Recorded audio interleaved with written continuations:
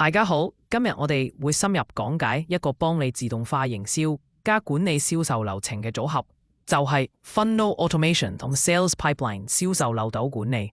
呢兩樣嘢夾埋一齊，可以幫你節省人手，系統化經營，提升成交率。就算你係做 freelance 賣產品、搞 B2B 服務，都用得着。咩係 Funnel Automation？Funnel 即係銷售漏斗，簡單講就係你由吸引潛在客戶之後建立信任，再去到引導購買嘅一個流程。簡單啲講就係你唔使手動逐個客戶 send email 打電話，系統幫你設定好一套流程，自動咁 follow up 推銷提醒。舉個例子，客戶填咗登記表 lead capture， 系統自動 send 歡迎電郵，第3日 send 客戶見證，第5日 send 優惠 call to action， 客戶點擊後入 sales pipeline 等你追進一步或者自動再推。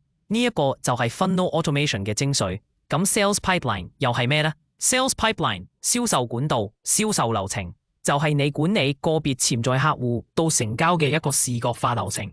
一般分做幾個階段：潛在客戶 Lead 已聯絡 Contacted， 有興趣談緊 Qualified， 報價中 Proposal Sent， 成交或者跌單 Closed Won Lost。每一個客戶喺 Pipeline 嘅邊一格，你一望就知，唔會亂晒龍。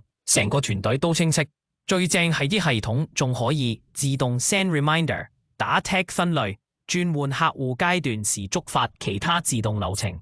跟住 Funnel Automation 加 Pipeline 點夾埋用呢？你可以想象一下 ，Funnel 負責幫你篩選加留客 ，Pipeline 負責幫你追客加收錢。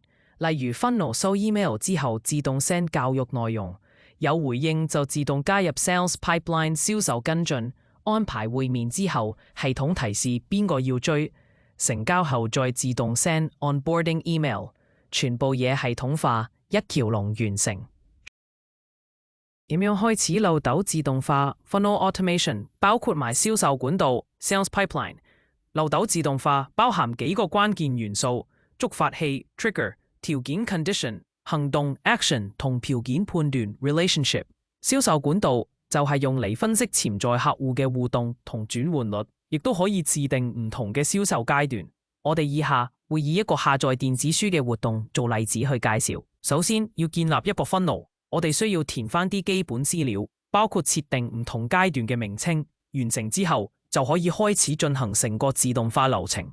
選擇觸發器 Trigger， 觸發器就係成個自動化流程嘅起點。好似話，當潛在客戶喺登錄頁 landing page 填咗登記表單，就會自動啟動成個自動化流程。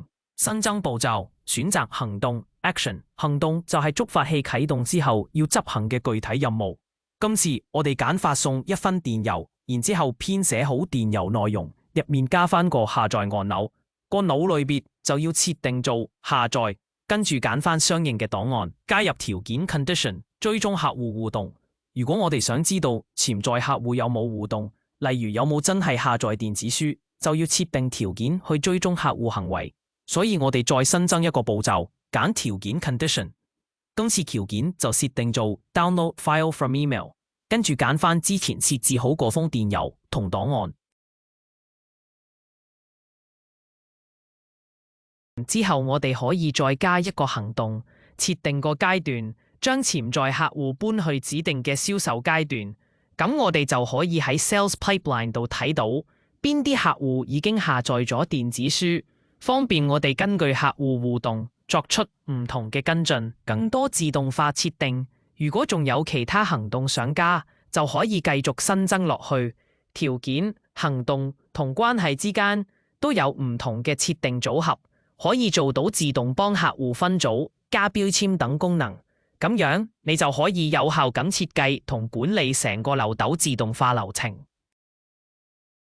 最後有啲實用 tips， 建立 funnel 時唔好一次塞晒啲內容落去，逐步引導最好。Pipeline 唔使設太多階段，3至5個就夠。